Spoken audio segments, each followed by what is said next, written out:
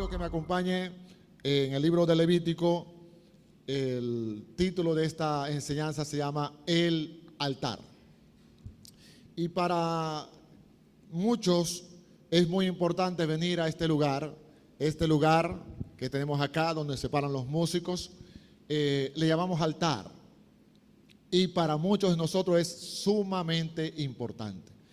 Venimos a este lugar con la intención de reunirnos como iglesia, con la intención de encontrarnos, con la intención de ser sanados, restaurados, recibiendo el poder del Espíritu Santo y que a través de su presencia pueda ayudarnos a seguir adelante hasta que Cristo venga. Y eso es hermoso, eso es importante y eso es precioso. Pero corremos el riesgo, amados hermanos, que muchas veces tenemos este lugar como el lugar donde se manifiesta la presencia de Dios, el amor de Dios, el poder de Dios, los milagros de Dios. Pero cuando salimos por esas puertas, muchas veces pareciera que pensamos que Dios se quedó aquí atrás y que allá afuera pues estamos solos a la buena de Dios y muchas veces no tomamos en cuenta la presencia de Dios. A pesar de que nosotros siempre decimos, porque lo creemos, que Dios es omnipresente. Y quiero que me acompañe de manera imaginativa a el pasado. En el pasado, el altar era un lugar de piedra y ese era el lugar donde Dios se encontraba con el hombre. Se hacía el sacrificio, se preparaban los animales, la vaca, el toro, los corderos, las ovejas, se preparaban y se cortaban y luego se quemaban en el altar. Y acompáñenme rápidamente a leer un solo versículo en el libro de Levítico, capítulo número 6. Libro de Levítico, capítulo número 6, verso 13. El fuego arderá continuamente en el altar, no se apagará. Esa era la orden que Jehová Dios había dado a sus siervos, en este caso los levitas, en este caso los sacerdotes, el sacerdote Aarón, que era el principal. El fuego había que encenderse y ese fuego no debía apagarse. Y allí cuando usted empieza a leer, si usted puede leerlo en su casa más detenidamente, preparaban el sacrificio de la expiación, del perdón y era consumido. Pero curiosamente cuando usted avanza más adelante, el sacerdote hizo su parte. Él prendió el fuego para ir quemando esos animales. Pero una vez que preparan todo el sacrificio, dice la Escritura en el capítulo 9 de Levítico, que desciende fuego del cielo y consume todo el sacrificio y lo quema todo. Nos habla de la presencia de Dios, nos habla de su purificación, nos habla de su santificación. Y ese fuego que se encendió allí, dice la Biblia que no se debe apagar. El trabajo del sacerdote era que es mantener el fuego encendido. Dios encendió y con ese fuego ellos encendían los demás sacrificios, con ese fuego divino que descendió del cielo. Pero la responsabilidad era del sacerdote, mantén el fuego encendido. Y aquel tiempo era como les dije, un altar de piedra físico, en un lugar específico. Sin embargo, hoy quiero hablarles de un altar diferente, un altar que va más allá, un altar movible, un altar móvil, un altar de carne y de hueso. Y ese eres tú y soy yo. Porque el fuego que se encendió allá, se encendió y que se quemó los sacrificios y se hacía el sacrificio continuamente. Pero eso era una sombra. Eso apuntaba a alguien que iba a cumplir con ese sacrificio, con una persona llamada Jesús de Nazaret. Pero hoy en día Dios ha encendido. Cuando llega esa persona que es Cristo Jesús, ahora ¿dónde está ese altar? Ya no queda solamente acá el altar. Ahora somos tú y yo que con ese fuego que Dios ha encendido en nosotros, vamos al mundo que está en oscuridad, que está patas arriba y alumbrar a través del fuego del amor de Dios en cada uno de nosotros. Ahora nosotros somos ese sacrificio vivo, ese altar vivo, este altar móvil. Y te pido que me acompañes en una parábola muy famosa que está en el libro de Lucas, para que veamos eso en vivo, en plena acción. En el libro de Lucas, en el capítulo 10, Jesús narra una de las parábolas más hermosas que podemos encontrar allí. A partir del verso 25, se llama la parábola del buen samaritano. No se la voy a leer, usted puede leerla allí o puede leerla en su casa. Se la quiero narrar rápidamente. Dice la Escritura, narrando el Señor, que un hombre iba de camino de Jerusalén a Jericó, lo asaltan, lo golpean, lo maltratan y lo dejan medio muerto en el camino.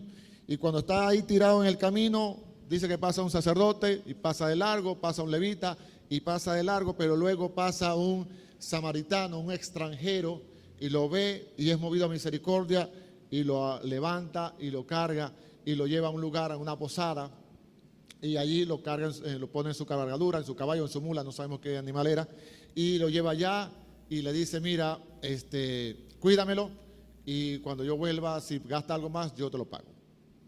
Esa es básicamente la parábola. Pero quiero que nos detengamos en varias cosas. Una de las cosas que quiero que nos detengamos es que el sacerdote y el levita representan la religión o el esfuerzo humano por hacer algo que no pueden lograr, y es salvar a este hombre. Pasan de largo, pero luego pasa este extranjero y se detiene. Y quiero decirle que ese que está ahí tirado, o que estaba tirado, eras tú y yo. Tú y yo no podíamos salvarnos. Tú y yo estábamos como medio muertos. Bueno, de hecho la Biblia dice en Efesios 2:1 que estábamos muertos en delitos y pecados. Pero este hombre estaba ahí medio muerto. Y pasa este extranjero y lo rescata. Ese extranjero para nosotros es Cristo Jesús. Nos vio tirado allí en el pecado y nos agarró y nos llevó. Lo primero que hizo fue colocarnos aceite y vino, que representa la presencia del Espíritu Santo, y el vino que representa el derramamiento de su sangre en la cruz del Calvario por cada uno de nosotros. Y luego dice la Biblia que lo cargó. Jesús cargó nuestros pecados. Jesús carga nuestras cargas, eso que no nos deja andar. Él los carga por nosotros. Y luego dice la Biblia que Él va y lo lleva a una posada. Y esa posada para nosotros hoy es este lugar. Hemos venido a un lugar, como le llamamos iglesia, congregación, comunidad, como usted le quiera llamar. Y aquí venimos para ser sanados, para sanarnos unos a otros, para cuidarnos unos a otros, para ayudarnos unos a otros. Así como aquel samaritano llevó a aquel hombre a esa posada, Dios nos trajo a través de su Hijo a este lugar para ser sanados.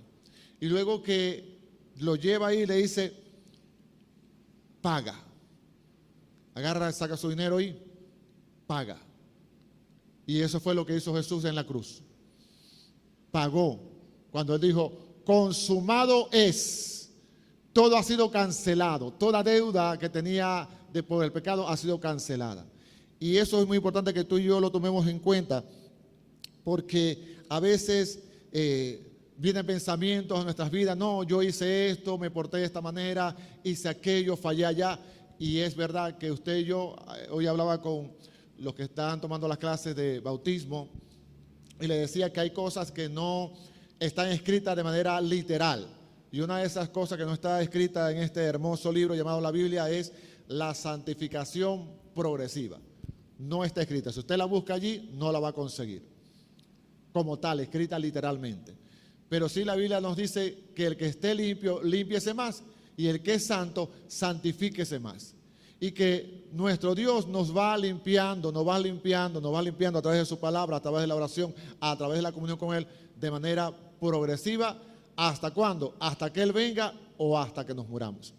Ningún hombre, ninguna mujer, por muy dedicado, por muy santo, por mucho que busque al Señor, jamás, lo repito, jamás será completamente santo de este lado del sol. Jamás.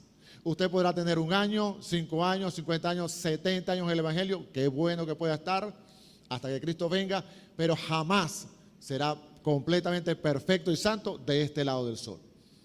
Pero Dios nos va santificando. Todo eso que nos ha hecho daño, Dios nos lo va limpiando, nos va limpiando continuamente, continuamente. Y debe verse ese cambio en nosotros. Y debe verse esa transformación en nosotros. Porque para eso Dios está trabajando en ustedes. Yo no sé cuántos de ustedes han leído esa parábola de cuando el Señor fue a buscar fruto en una higuera. No sé si lo han leído.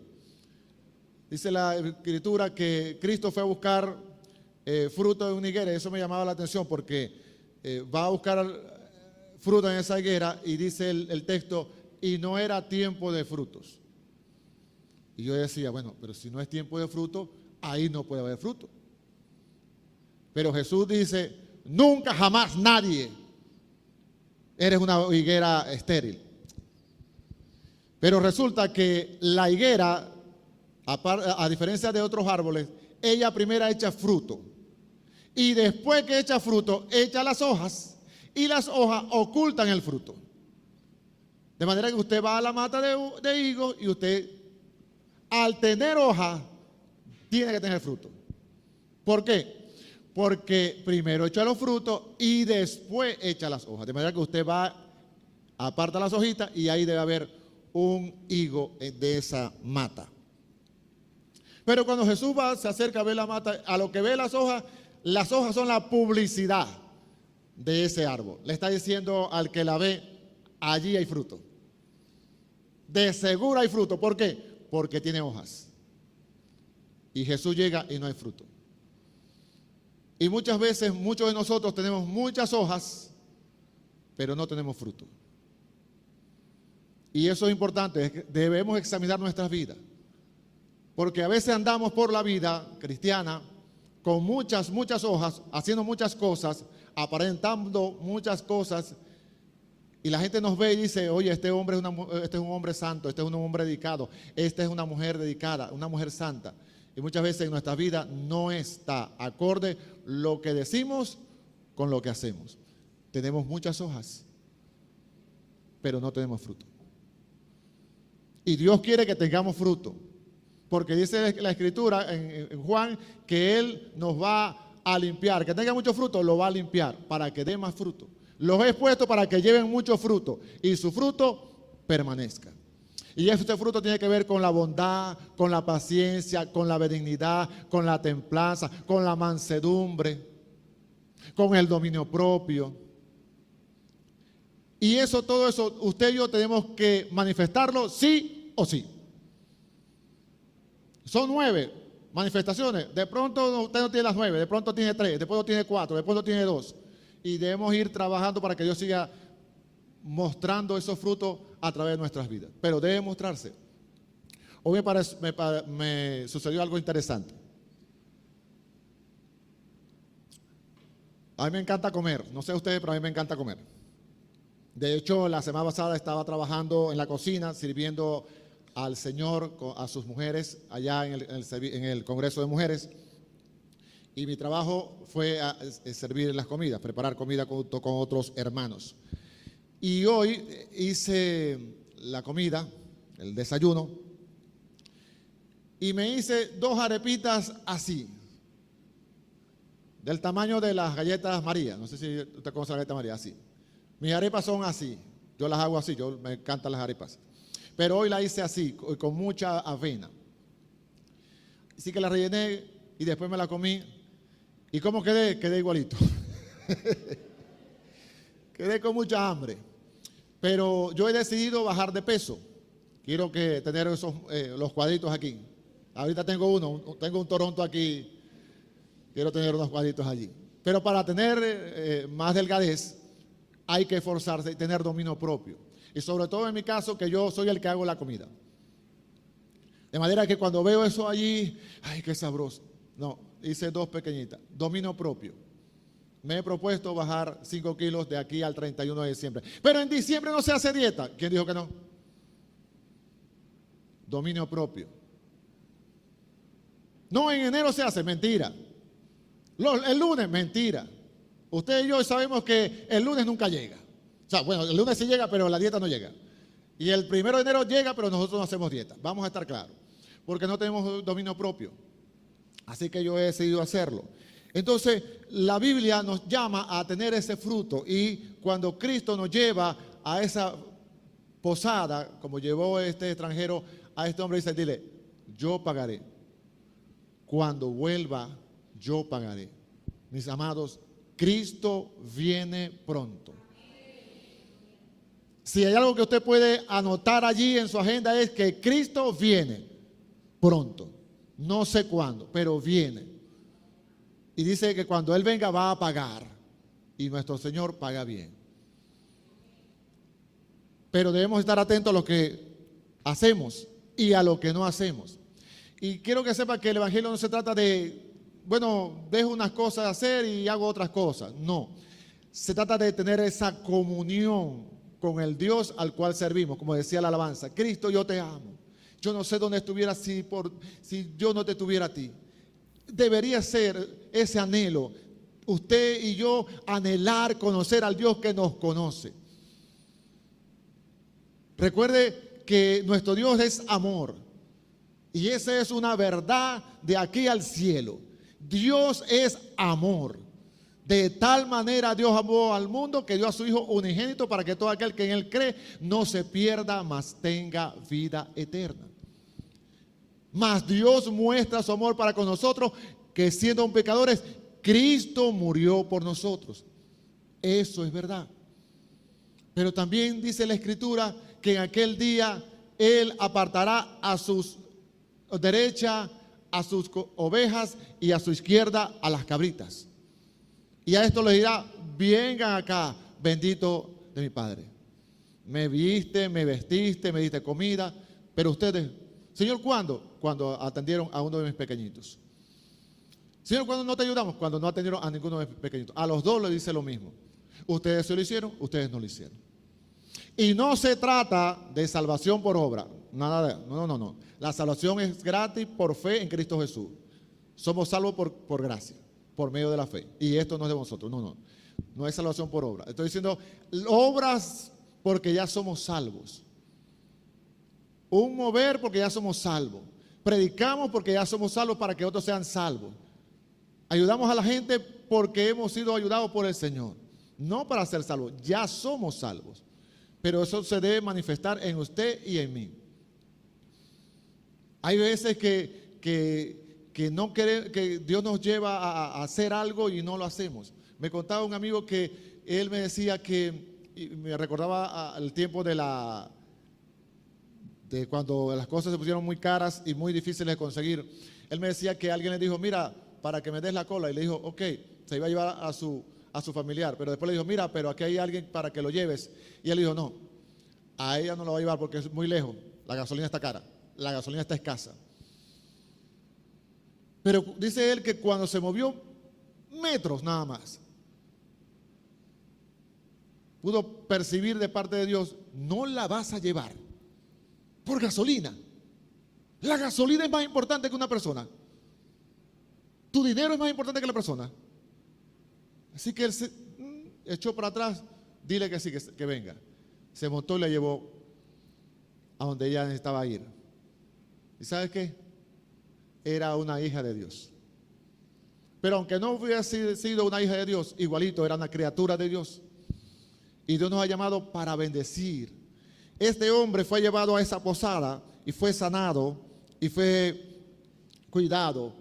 Nosotros hemos venido a hacer ahora y debemos transformarnos en ese hombre que atendió al hombre herido, que no sabemos quién era un judío. Es decir, nosotros tenemos que transformarnos ahora, así como Cristo fue nuestro único y definitivo samaritano. Usted y yo debemos convertirnos en ese samaritano también, en ese que apoya, en ese que ayuda, en ese que cuida, en ese que sana. Porque muchas veces estamos tan imbuidos, inmersos en mi problema, en mi dificultad, en mi pobreza, en lo mío, y yo tengo que sobrevivir. Y los demás que vean cómo se hace. Pero eso no es lo que enseña la Escritura. Vemos en la historia del samaritano que lo llevan a esa posada y había un hombre que cuidaba de él. Yo te voy a pagar, le dice, aquí está, yo pago. Aquí está. Lo que él gaste, yo te lo pago. Ahora usted y yo tenemos que convertirnos en ese hombre de la posada, en el que cuidamos, en el que sanamos, en el que predicamos y le damos la buena nueva de salvación a otras personas que no conocen al Señor. Porque sepa, amado hermano, que hemos sido puestos para ser ese altar que arde para el Señor. Y le invito a que me siga en el siguiente libro, en Romanos. Textos que usted y yo conocemos de memoria. Romanos 12:1. Dice la Escritura: así que, hermanos, os ruego por las misericordias de Dios que presentéis vuestros cuerpos en sacrificio vivo, santo, agradable a Dios, que es vuestro culto racional. Comencé hablándole del altar de piedra. Ahora usted y yo tenemos que ser ese altar. Y ya ese animal no es muerto. Lo descuartizaban, le quitaban las piezas y lo metían allí al altar para que se quemara con ese fuego. Ahora no, ahora es usted y yo, mi cuerpo y tu cuerpo, puesto en sacrificio vivo. Y si usted está vivo y si yo estoy vivo, eso nos va a doler. El sacrificarnos por los otros, eso nos va a doler. Pero es lo que dice la Escritura. Presenten sus cuerpos. Es decir, tú y yo lo presentamos ante Dios. Señor, aquí está mi cuerpo, aquí está mi mente, aquí está mi corazón. Lo presento delante de ti, para que tú hagas como tú quieras en mi vida. Sacrificio vivo. Es decir, que tú y yo tenemos que hacerlo. Y eso va a costar. Pero es lo que dice. ¿Y por qué lo vamos a hacer? Por las misericordias de Dios. ¿Cuál es? La que él habló en el capítulo del 1 al 11. Te salvó, te rescató, te redimió, te perdonó, te lavó, trajo a su hijo, y murió su hijo en la cruz del Calvario. Todo eso lo narra el apóstol Pablo del 1 al 11. Y luego que narra todo eso, dice: así pues, por las misericordias de Dios, presenten sus cuerpos en sacrificio vivo. Al decir sacrificio vivo, entendían los judíos, a los que le escribió la carta, de qué estaba hablando. Del altar. Que se presentaba el animal en el altar para ser consumido. Pero ahí era un animal muerto. Aquí es un sacrificio vivo, tuyo y mío. El asunto es si nos vamos a presentar o no. Y seguidamente le invito a que se ubique en Gálatas. En la carta a los Gálatas, capítulo número 6.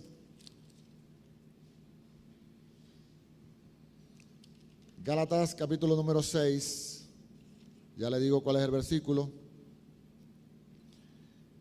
6:14. Hablando el apóstol Pablo. Pero lejos, Gálatas 6:14. Pero lejos esté de mí gloriarme sino en la cruz de nuestro Señor Jesucristo, por quien el mundo me es crucificado a mí y yo al mundo. El mundo me es crucificado. Es decir, muero a mi yo, a lo que a mí me interesa, a lo que a mí me importa. Y yo crucifico al mundo, me separo del mundo. Y eso, mis amados, hoy es bastante difícil, muy difícil. Porque como vivimos en este mundo, muchas de las cosas que se hacen en este mundo, usted y yo queremos hacerlas. Muchas veces usted lee este libro, sobre todo el Antiguo Testamento, y usted ve cómo Israel se quiere parecer a las naciones en las cuales vive, alrededor. A pesar que Dios le dijo, ustedes me serán una nación santa, ustedes me serán un tesoro escogido, ustedes me serán un pueblo diferente, ustedes van a adorar al único Dios verdadero. No hay 2 dioses, 3 dioses, 20 dioses. Oye Israel, tu Dios uno es, y a Él adorarás. Sin embargo, Israel se iba y adoraba a los ídolos y lanzaba a sus niños a esos ídolos para quemarlos, cuando Dios nunca había dicho semejante cosa.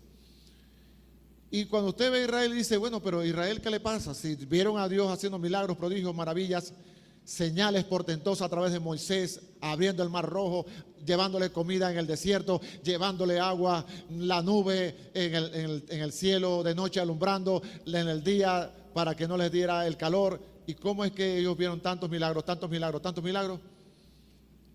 Y se volvían porque no conocían a Dios. Dice el escritor que todo eso ellos lo hacían, pero lo hacían de boca. Su corazón estaba lejos de él, como dice Isaías. Así que quisiera que usted meditara en eso, de cómo el apóstol Pablo, escribiéndole a Gálatas, ya cerrando, dice, lejos esté de mí engloriarme en otra cosa que no sea la cruz, por el cual el mundo me ha crucificado a mí y yo al mundo. Y muchas veces no queremos hacer eso, porque queremos ser reconocidos. Todos queremos reconocimiento, todos queremos aplausos, todos queremos eso. Y yo puedo decirlo con total seguridad, porque comencé a hacer videos en las redes este año 2025, digamos, de manera más consecutiva. Y en YouTube tenía 2 seguidores, mi papá y mi mamá. Y, bueno, de hecho no eran papá y mamá porque no tenían redes. Pero eran 2 nada más, en enero. Y poco a poco, haciendo videos, he llegado a más de 100. Sin embargo, es una cuenta muy, muy pequeña. Y así que la reproducción era 5 visualizaciones, 10 visualizaciones, cosas así. Pero después alguien subió, llegó a 100, a 200, ha llegado a 1000, 1500, 1200 en YouTube, lo cual es bien interesante. Pero me doy cuenta que cuando subo otro video y llega a 100 o a 500, veo que no es suficiente, porque no llega a 1500. Siempre queremos más. Siempre queremos más. Usted y yo siempre queremos más. En Instagram apenas tengo 300 y igualmente las reproducciones eran así, 50, 100. Cuando llegaba a 100 era mucho. Decía, su video está siendo muy llamativo. 100, 150. Pero llegó a videos de 4.500, 4.800. Y cuando subo otro video, llega a 100 o a 500, digo, oye, no es suficiente. Porque siempre vamos a querer más en este mundo. Aunque ya tenemos al más grande. Siempre a veces escucho decir, mira, lo mejor está por venir. Tranquilo, ahora sí, apruébate de la fe, declara, decreta, confiesa que ahora tendrás lo mejor, porque lo mejor viene para tu negocio, lo mejor viene para tu familia, lo mejor viene para tu casa. Ahora sí, agárralo, recíbelo. Pero lo mejor ya vino. Ya tenemos lo mejor. Dios nos dio a su Hijo en la cruz del Calvario. Ya yo tengo lo mejor.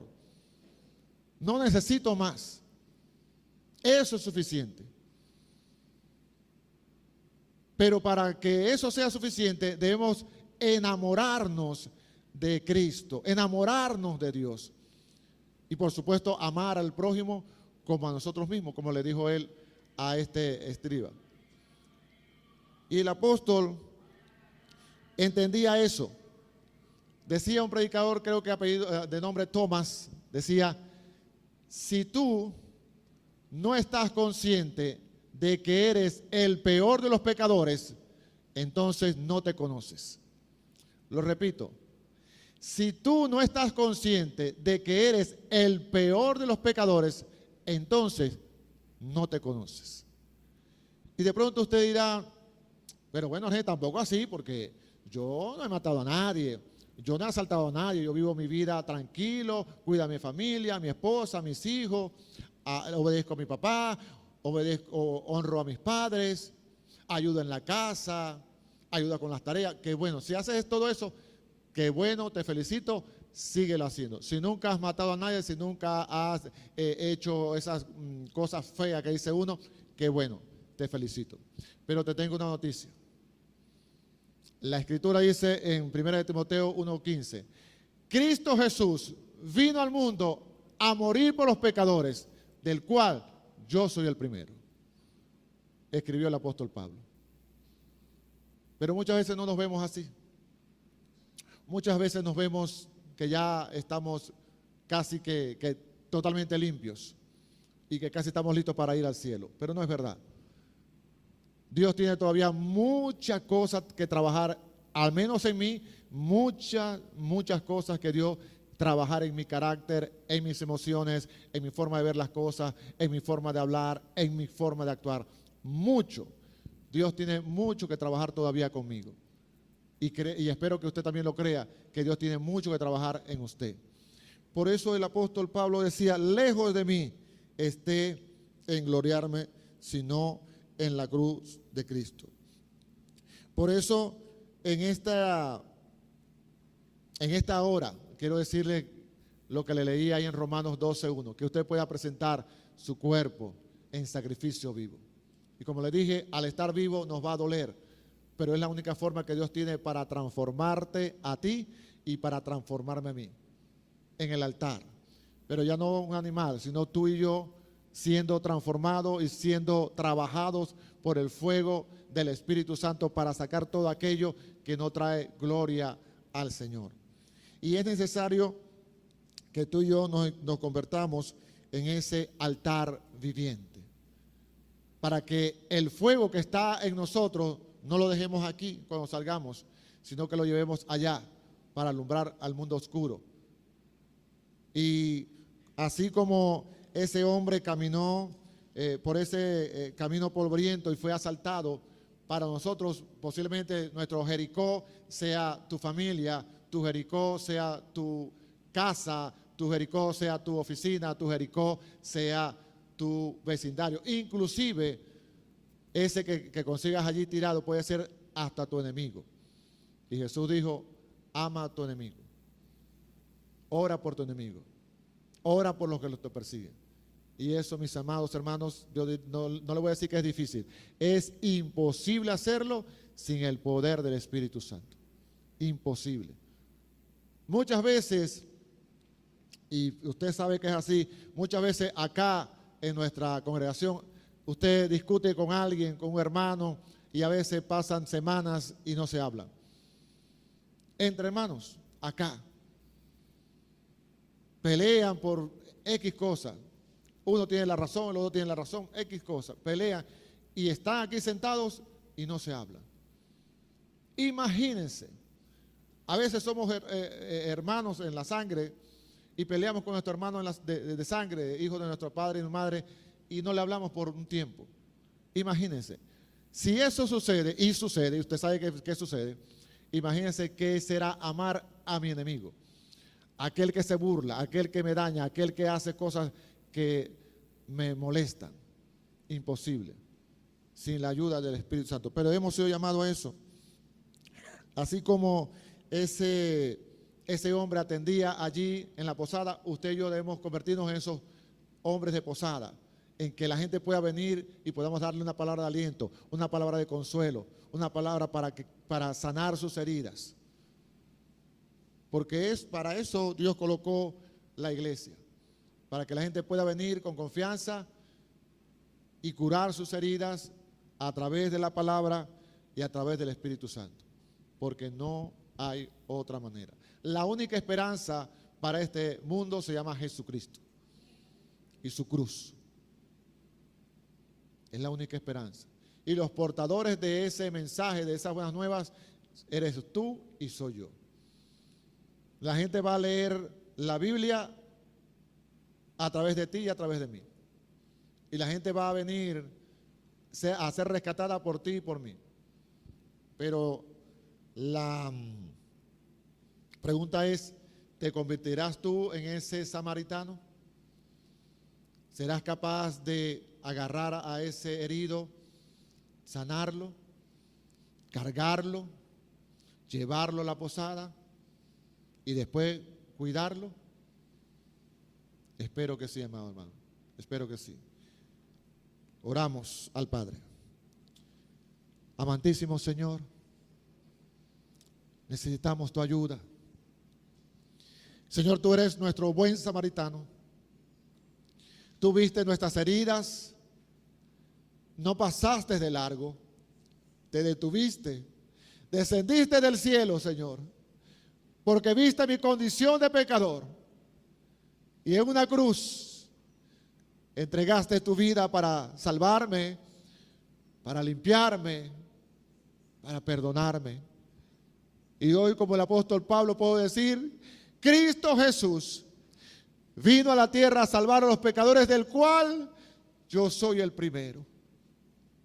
Pero en mí ha mostrado su misericordia, en mí ha mostrado su bondad, en mí ha mostrado su amor. Señor, gracias. No tengo cómo pagar tanto amor, tanto sacrificio por mí, oh Dios. Gracias por perdonar mis pecados. Gracias por lavarme. Gracias por limpiarme, Señor. Gracias por tu iglesia. Que hoy podamos entender, Señor, a lo que nos has llamado. A convertirnos, Señor, en esos altares vivientes, ambulantes, Dios. Que ese fuego de tu amor en nosotros pueda alumbrar allá en las calles. Pueda alumbrar en nuestras casas. Pueda alumbrar a nuestro compañero de trabajo o de estudio. Pueda alumbrar a nuestro vecino, Señor, que se encuentra en oscuridad y la única luz que él puede ver es a través de nosotros, Señor. Señor, que podamos levantar esa luz en alto, como dices tú en tu palabra, creyendo que somos sal de este mundo, Dios, que se pierde en corrupción, en pecado, que está sumergido en la más absoluta oscuridad, en espalda a ti, Señor. Permite que realmente creamos que somos la sal de la tierra y la luz del mundo. Señor, ayúdanos. Ayúdanos, Señor. Que podamos cantar con sinceridad. Que realmente te digamos, Señor, te amamos. Y también amamos a nuestro prójimo como a nosotros mismos. Espíritu Santo de Dios, por favor, ayúdanos a hacer tu obra en este tiempo, Padre. Espíritu Santo de Dios, nosotros no podemos hacer nada sin ti. Tú lo dijiste, Señor, separados de ti nada podremos hacer. Señor, que seamos higueras que den frutos, Señor, que cuando tú vengas y revises no hayan puras hojas, Señor. Que realmente el fruto del Espíritu se manifieste en nosotros: la paz, el amor, el gozo, la benignidad, la templanza, la mansedumbre, el dominio propio, la paciencia, Cristo, Señor. Te necesitamos, Señor. De verdad te necesitamos. Cristo, yo te amo. Porque nos amaste primero, te amamos, Señor. Nos amaste primero. No hay nadie como tú. Eres el único Dios verdadero. Jesús. Jesús. Jesús. Jesús. Cristo, yo te amo. Cántelo con convicción, amado hermano. Cántelo con convicción. Abra su boca. Cristo, adore. Yo te amo. Adore.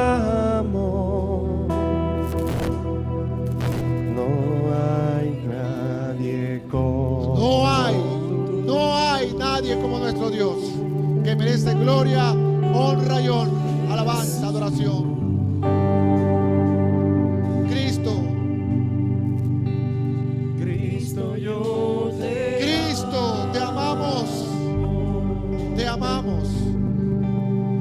Cristo, yo te amo. Sí, Señor, lo decimos con corazón No sincero. hay nadie No como hay nadie como tú. Nadie como tú. Jesús. Jesús. Jesús. Y no sé dónde No sé dónde estuviera, estuviera Señor. si yo a ti no te tuviera, No sé dónde estuviera. si no hubiera conocido Al Dios que me ama. Al Dios que me ama. al Dios que me ama. Al Dios que me ama. Y no sé dónde ¿Dónde estuviéramos, Señor, sin tu amor? si yo a ti no te Si no te tuviera, en nuestras familias, si esa no vida hubiera en nuestra conocido gracias por al perdonarnos. Dios que me ama.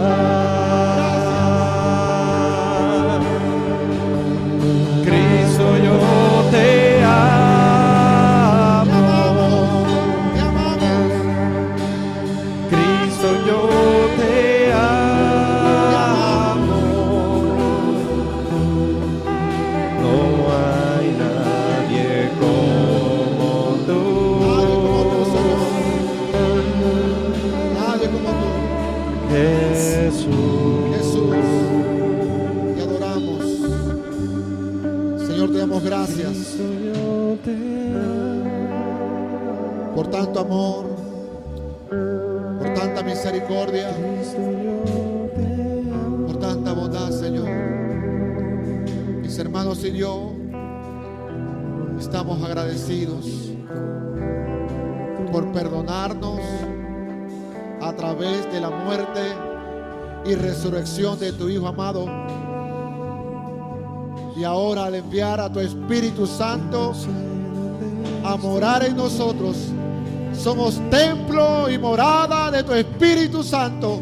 Señor, ayúdanos a llevar tu luz allá afuera cuando salgamos de este lugar, entendiendo que tú no te quedas encerrado en las cuatro paredes, que somos ese altar viviente, somos ese sacrificio vivo, santo, agradable a ti, que eres nuestro culto racional. Cristo, yo te Señor, gracias porque has encendido ese fuego en tu iglesia, el cual no será apagado. Gracias, Señor. Muchas gracias. Dios les bendiga, Dios les guarde.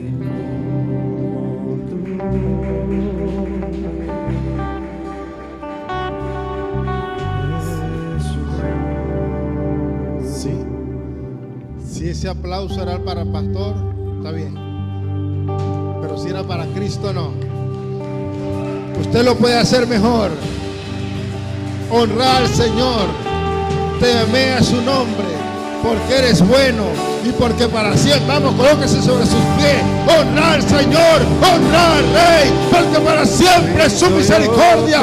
Vamos, levante alabanza, levante palma. Vamos, dígale gloria a Dios, Señor. Gracias por mi vida, Señor. Gracias. Levante sus manos al cielo y dígale gracias, Señor. Aleluya. Hay motivos para estar alegre. Hay motivos para adorar al Rey. Estamos de pies.